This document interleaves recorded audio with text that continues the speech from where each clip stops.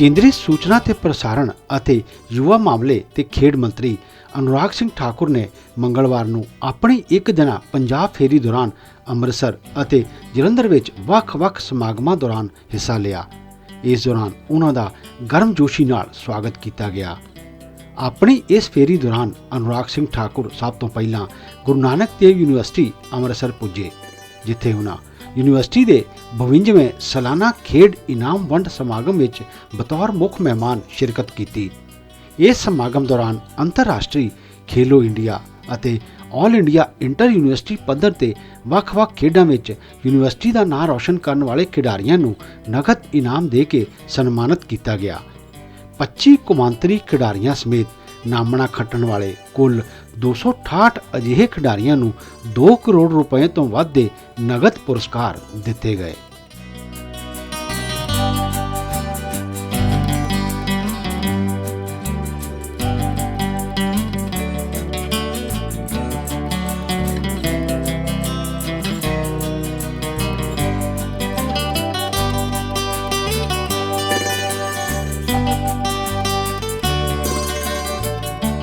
ਸਮੁੱਚੇ ਤੌਰ ਤੇ ਸ਼ਾਨਦਾਰ ਪ੍ਰਦਰਸ਼ਨ ਕਰਨ ਵਾਲੇ ਕਾਲਜਾਂ ਨੂੰ ਟਰਾਫੀਆਂ ਪ੍ਰਦਾਨ ਕੀਤੀਆਂ ਗਈਆਂ।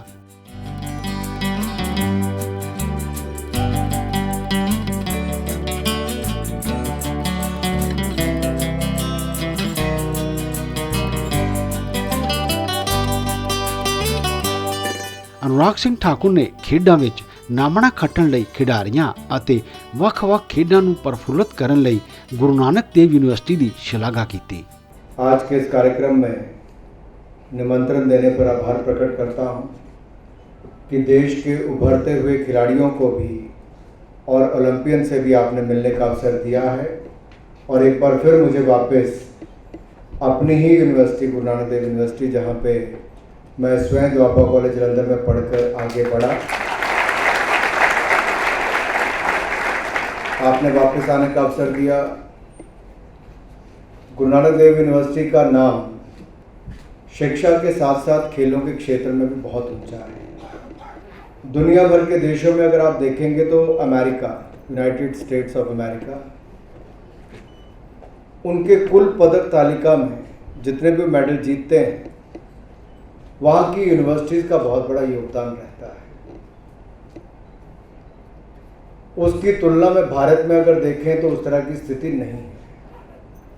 लेकिन गुरु नानक देव यूनिवर्सिटी के बारे में इतना जरूर कहूँगा कि 23 बार मौलाना अब्दुल कलाम आज़ाद ट्रॉफी जीतने का गौरव भी किसी को प्राप्त है तो गुरु नानक देव यूनिवर्सिटी को ही है।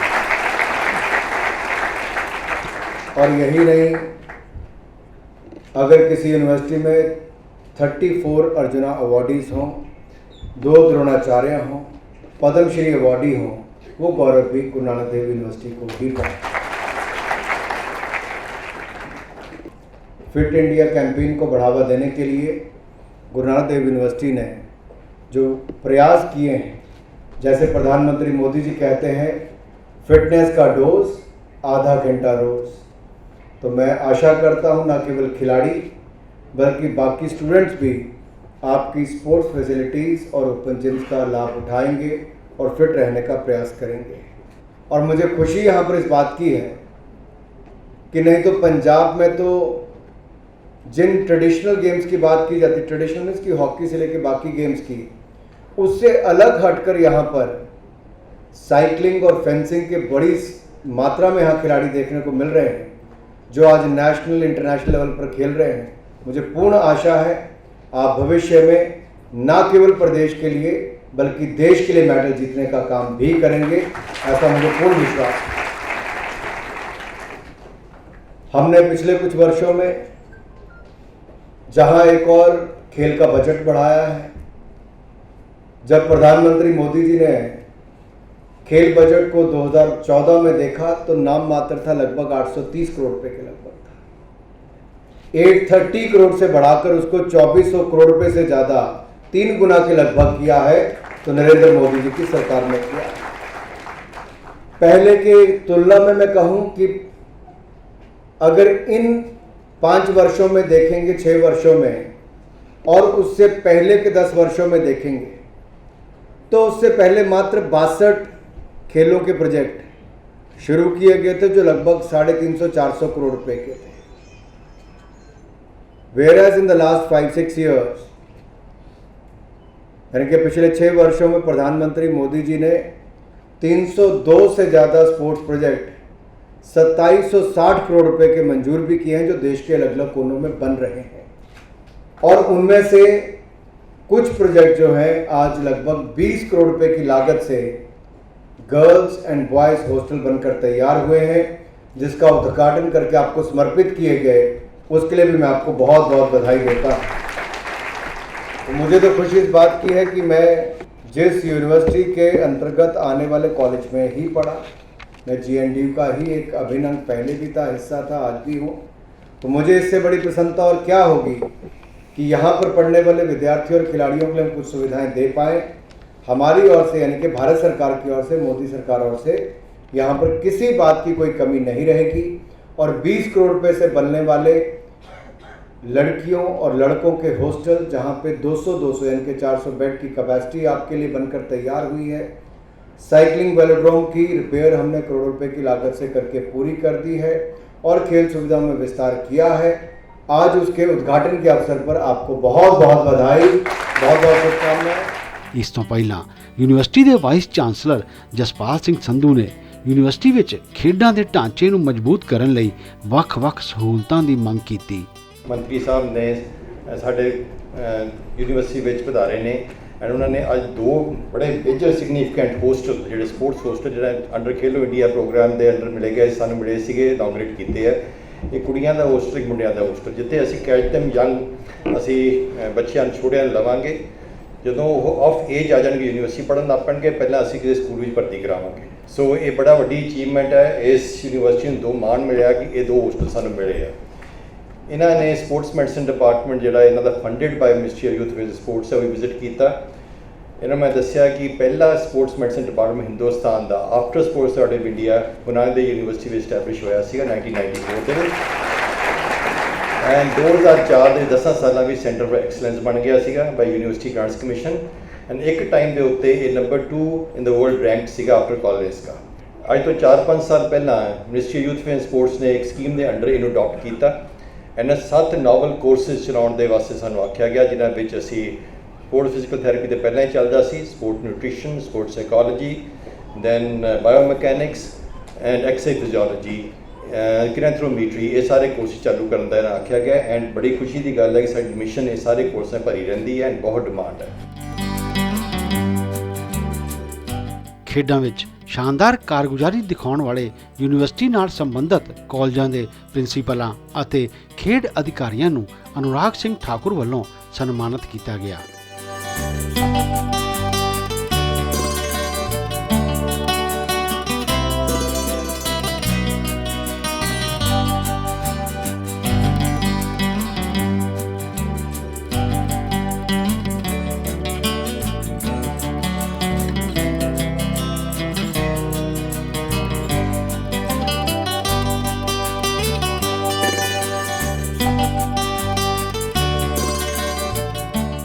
ਕੇਂਦਰੀ ਮੰਤਰੀ ਅਨੁਰਾਗ ਸਿੰਘ ਠਾਕੁਰ ਨੇ ਖੇਲੋ ਇੰਡੀਆ ਸਕੀਮ ਤਹਿਤ ਤਿਆਰ 2 ਖੇਡ ਹੋਸਟਲਾਂ ਦਾ ਉਦਘਾਟਨ ਕੀਤਾ ਅਤੇ ਯੂਨੀਵਰਸਿਟੀ ਕੈਂਪਸ ਵਿੱਚ ਖੇਡ ਸਹੂਲਤਾਂ ਦਾ ਜਾਇਜ਼ਾ ਲਿਆ।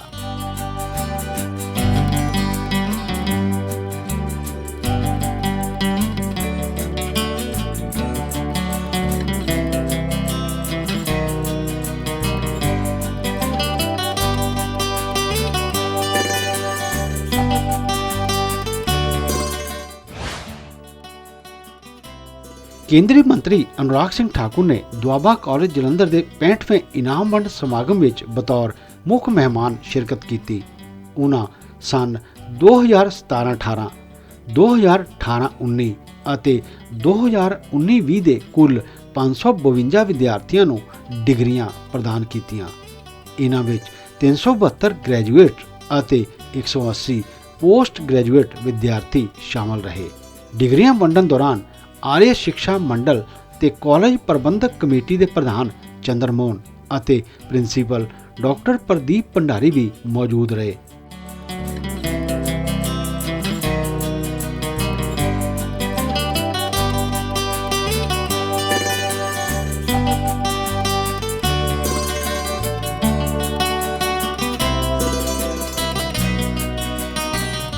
ਕਾਲਜ ਦੇ ਪ੍ਰਿੰਸੀਪਲ ਡਾਕਟਰ ਪ੍ਰਦੀਪ ਭੰਡਾਰੀ ਨੇ ਕੇਂਦਰੀ ਮੰਤਰੀ अनुराग सिंह ठाकुर ਦਾ ਸਵਾਗਤ ਕਰਦਿਆਂ ਕਿਹਾ, खुद ही माप लेते हैं बुलंदी आसमानों की, परिंदों को नहीं तालीम दी जाती उड़ानों की, महकना और महकाना तो काम है खुशबू का, खुशबू नहीं मोहताज होती कद्रदानों की। ऐसी ही खुशबू को जीवंत कर देने वाले हमारे अपने पूर्व छात्र श्री अनुराग सिंह ठाकुर जी आज हमारे बीच मुख्य मेहमान के रूप में उपस्थित हैं। ऐसे विद्यार्थी जो कि दोआबा कॉलेज के गौरवमय अतीत की पहचान और उज्जवल भविष्य की उम्मीद है। मान्यवर, मुझे यकीन है कि आज भी कभी कभार जब आप आंख बंद करते होंगे तो दोआबा कॉलेज के किसी कोने में दोस्तों के साथ उन्हीं फुर्सत भरे पलों में अपने आप को पाते होंगे। आज भी अनुराग जी जब कॉलेज का गेट आपके लिए खुला होगा तो यहाँ तक आते आते पुराने पेड़ों इमारतों को पहचानने की आप कोशिश कर रहे होंगे।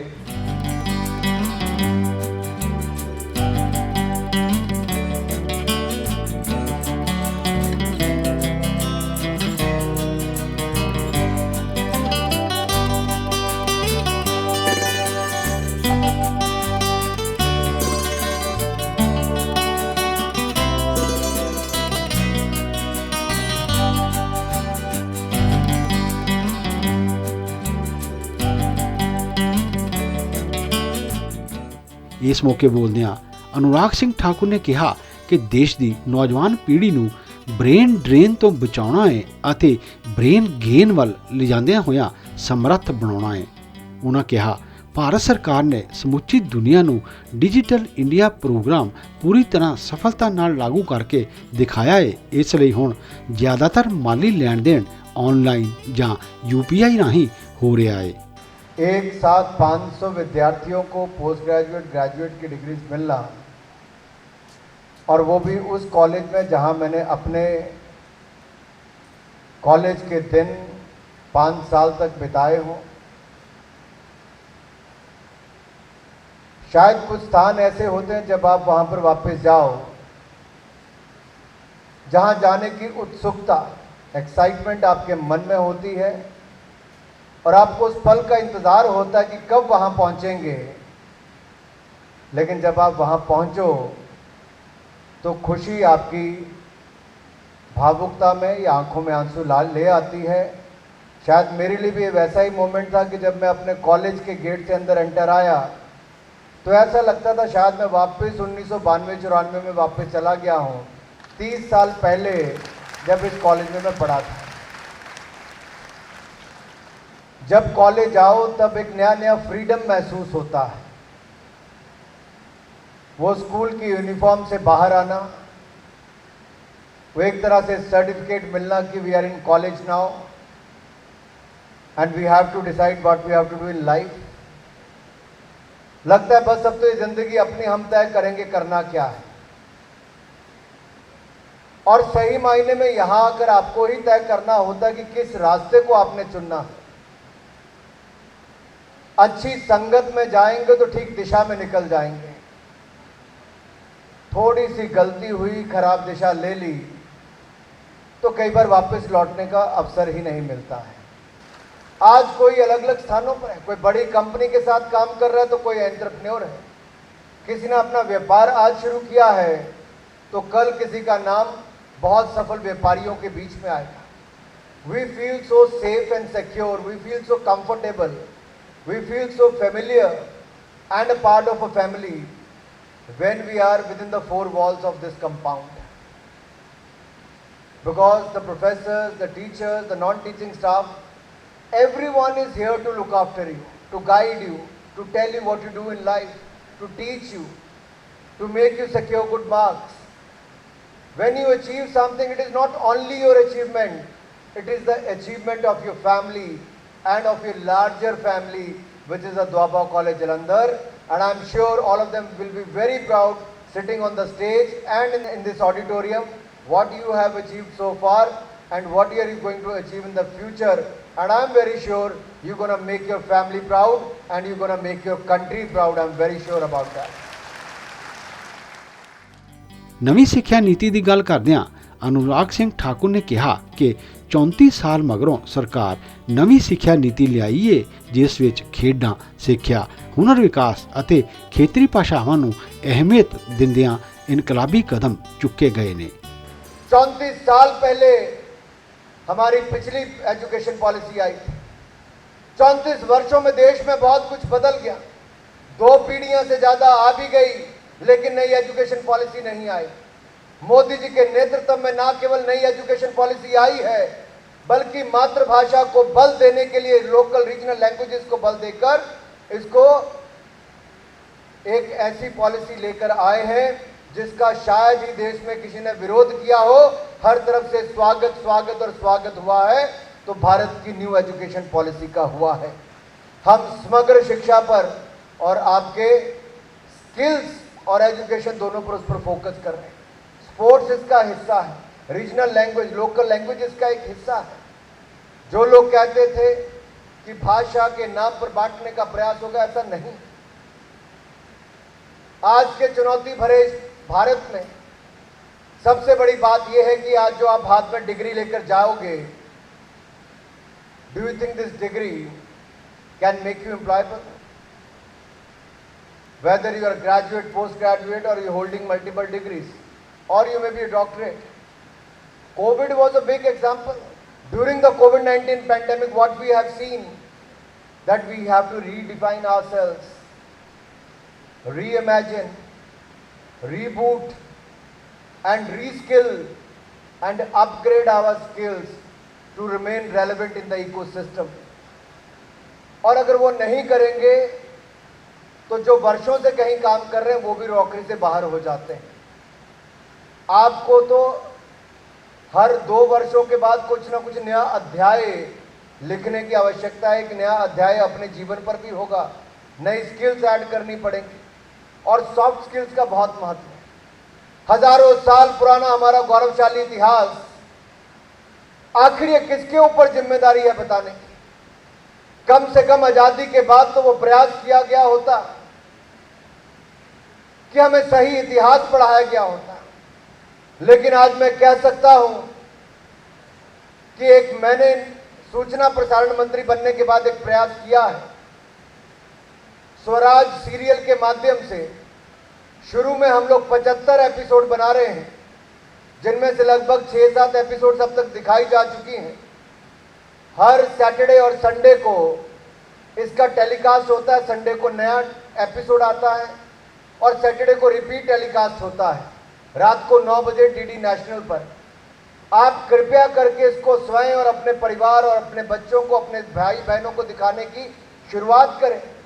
नरेंद्र मोदी जी के नेतृत्व में स्वराज सीरियल हम लेकर आए हैं, जो भारत के गौरवशाली इतिहास को आज की पीढ़ी और आने वाली पीढ़ियों को भारत में और जानकारी देता रहेगा और उनको एंटरटेन भी करता रहेगा। आपको केवल डीडी नेशनल स्विच ऑन करके संडे को रात को 9 बजे और सैटरडे को रात को 9 बजे देखना है।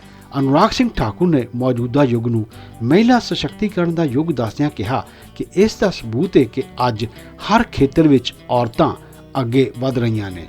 आपने कल्पना भी कभी नहीं की होगी कि ऐसा भी हमारे देश में हुआ है। ऐसी भी नारी शक्ति ने करके दिखाया है। अगर बाहर कोई बैठा होगा उसको पता ही नहीं होगा कि आज 476 में से लड़कों से ज़्यादा लड़कियां थी जिनको डिग्री आज इस मंच पर मिली है। ये नए भारत की तस्वीर है जहां महिला शक्ति आगे बढ़कर ये कर रही है। ये भारत के हर स्कूल में, हर कॉलेज में ये देखने को मिलता है जहां पर बेटियां बेटों से आगे निकल रही हैं। अगर मैं इस साल के खेलो इंडिया यूथ गेम्स की बात करूं तो उसमें भी 12 नए नेशनल रिकॉर्ड बने और उन 12 में से 11 नए नेशनल रिकॉर्ड हिंदुस्तान की बेटियों ने बनाने का काम किया है। ये भी बहुत बड़ी बात है। अगर किसी ने 2 Olympic medal back to back जीते तो किसने जीते? पीवी सिंधु ने जीता, रियो ओलंपिक्स में भी और टोक्यो ओलंपिक्स में भी जीता है। अगर हमें टोक्यो में पहला मेडल किसी ने जिताया तो मीराबाई चानू ने जिताया, और कॉमनवेल्थ गेम में भी पहला गोल्ड मेडल मीराबाई चानू ने जिताने का काम किया, जो मणिपुर से भारत की एक बेटी है। आर्य शिक्षा मंडल के प्रधान ਚੰਦਰਮੋਹਨ ਅਤੇ ਹੋਰਨਾਂ ਮੋਹਤਬਰਾਂ ਨੇ ਸ਼੍ਰੀ ਅਨੁਰਾਗ ਸਿੰਘ ਠਾਕੁਰ ਨੂੰ ਸਨਮਾਨ ਚਿੰਨ੍ਹ ਦੇ ਕੇ ਸਨਮਾਨਿਤ ਕੀਤਾ।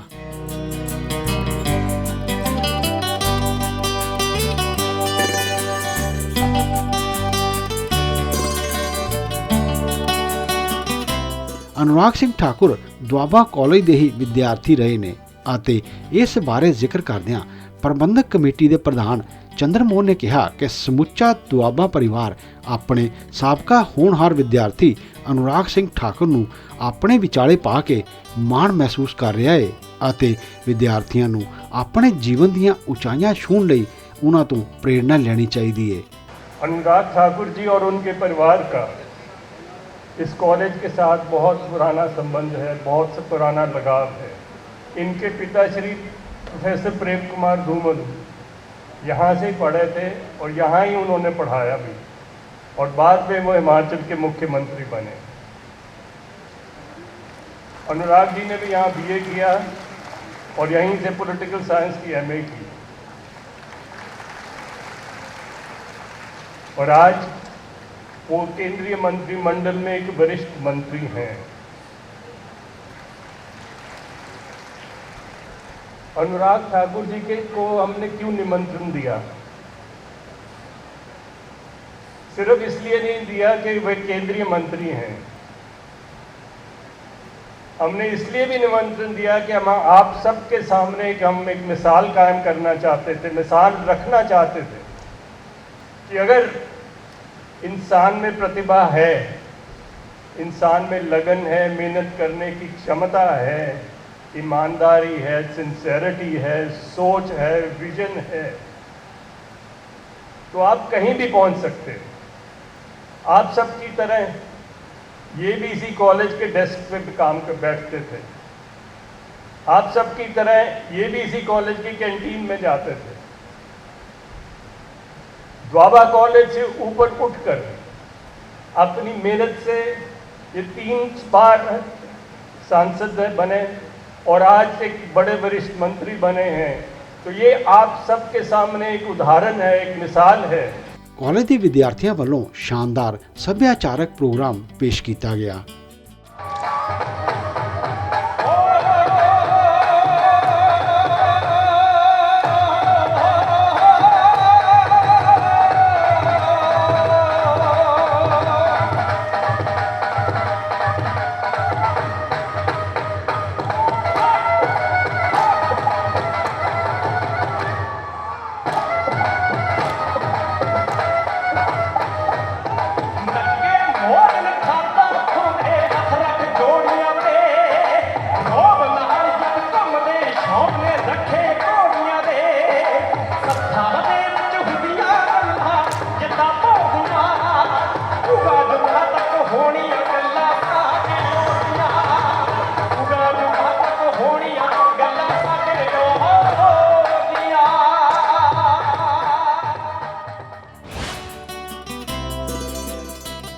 ਆਪਣੇ ਇਸ ਦੌਰੇ ਦੇ ਆਖਰੀ ਪੜਾਅ ਵਿੱਚ ਅਨੁਰਾਗ ਸਿੰਘ ਠਾਕੁਰ ਨੇ ਜਲੰਧਰ ਤੋਂ ਛਪਣ ਵਾਲੇ ਪੰਜਾਬੀ ਤੇ ਹਿੰਦੀ ਦੇ ਅਖਬਾਰਾਂ ਦੇ ਸੰਪਾਦਕਾਂ ਨਾਲ ਚਾਏ ਪੇ ਚਰਚਾ ਕੀਤੀ।